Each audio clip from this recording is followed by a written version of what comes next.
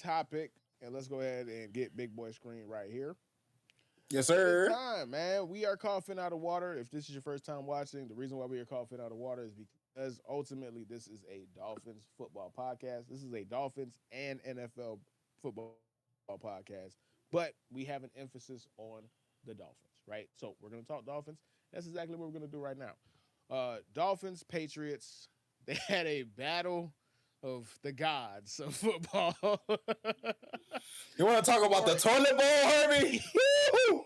Listen, Herbie. I watched a lot of ugly football games in my life, but damn, that was as ugly as a game as I've ever seen, dog. As That ugly was as a game. pretty rough, man. That was pretty rough, man. Like that was one of the worst games I've ever seen, man. So the first time listeners or first time watchers of this podcast, we do a thing where if this is really awesome if you're a Dolphins fan, go ahead, definitely make sure you subscribe.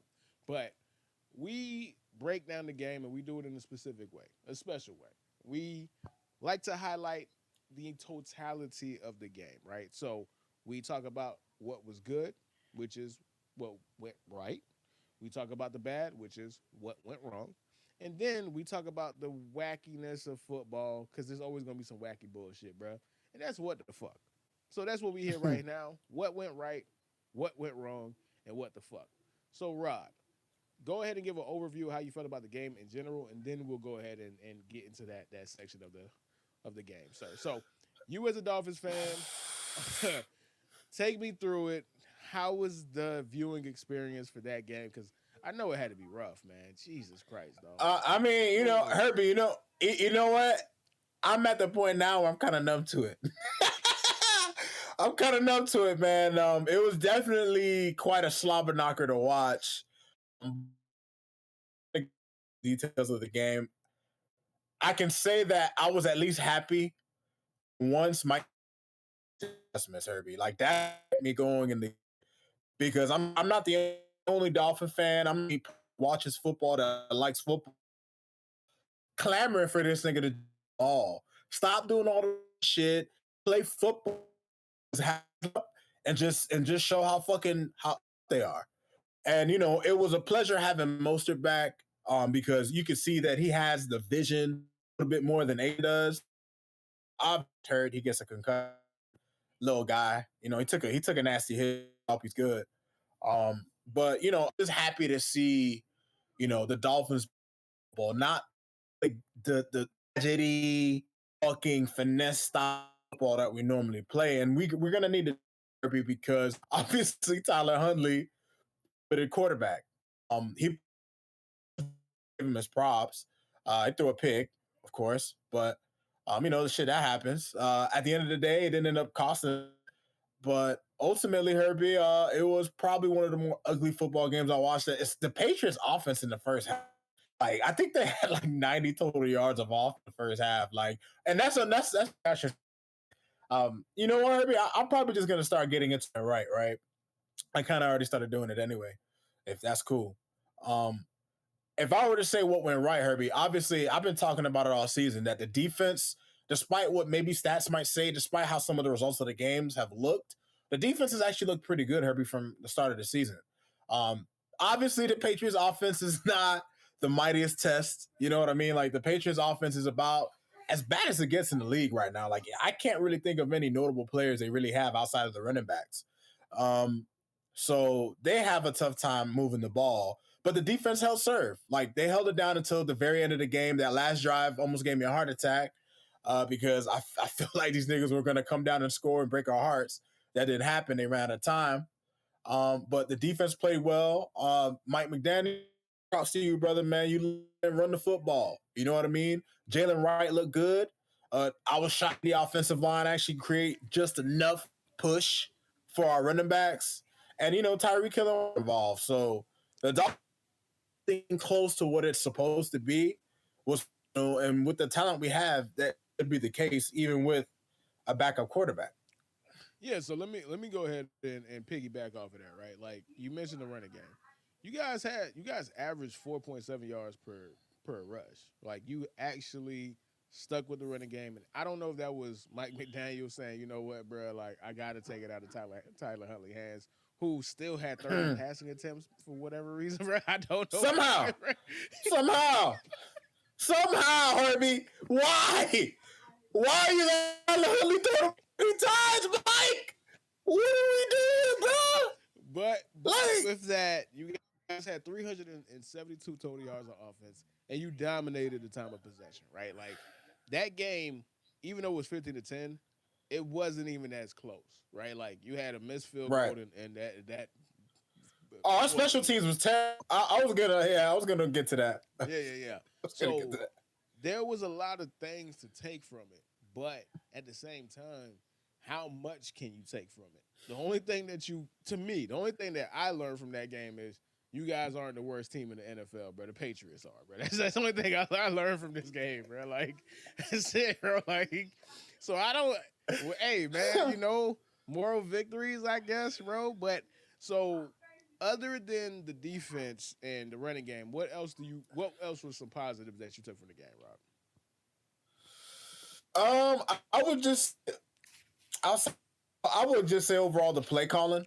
You know what I mean? Like, I guess that goes on with the running game, but I was happy to see that Mike McDaniel just wasn't running a bunch of screens and just, he was letting Tyler Huntley kind of throw the ball downfield a little bit. You know what I'm saying? And that was helped by the fact that we were running the football. Um, I don't know, Herbie. It was a tough game to watch. I can't think of too many other That things is that 100%. It was a very tough game to watch. That was it brutal. was. Like all jokes aside, bro. They need to bar you guys from TV. You and the Patriots. And the fact that they had y'all playing each other, nigga, blackout. Fuck out of here. Oh, Right. I have a funny red zone thought for you when we get to it. Yeah. Okay. All right. So what went wrong? Yeah. What went wrong? There's a lot that went wrong, bro. What let's go ahead and key on some of the things that went wrong for you, sir. Well, the special teams, of course, was terrible. We missed a lot of points. I think we lost like 9 points off of just bad special teams play.